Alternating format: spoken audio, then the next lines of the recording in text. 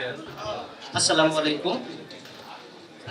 আমি আবৃত্তি করব বিদ্রোহী কবি কাজী নজরুল ইসলামের সাম্যবাদী কাব্যগ্রন্থ থেকে মানুষ কবিতাটি।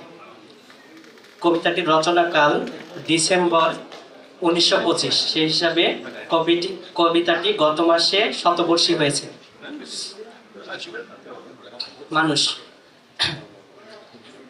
গাহি সাম্যের গান, মানুষের চেয়ে বড় কিছু নহে, নয় কিছু মহিয়ান।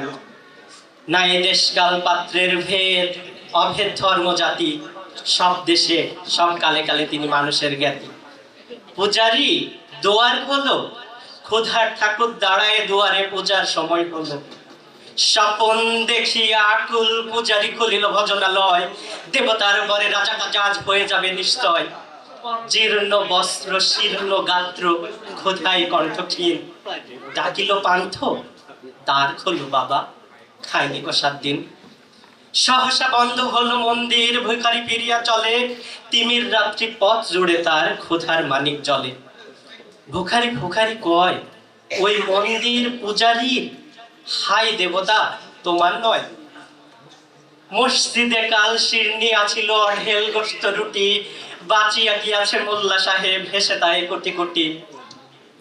এমন সময় এলো মুসাফির, গায়ে আজারির চিন, বলে বাবা আমি ভুখা ফাঁকা আছি আজ নিয়ে 7 দিন।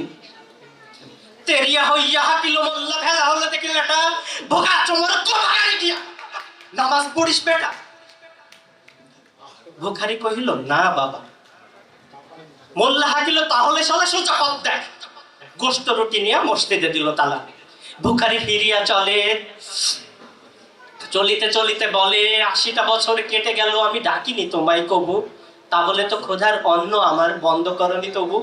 তব মসজিদ মন্দিরে প্রভু নাই মানুষের দাবি, মোল্লা পুরুত লাগাইছে তার সকল দুয়ারে চাবি। কথা চেঙ্গিস গজনী মাহমুদ, কথা কালা পাহাড়, ভেঙে ফেলে ভজনালয়ের তালা দেওয়া যত দ্বার।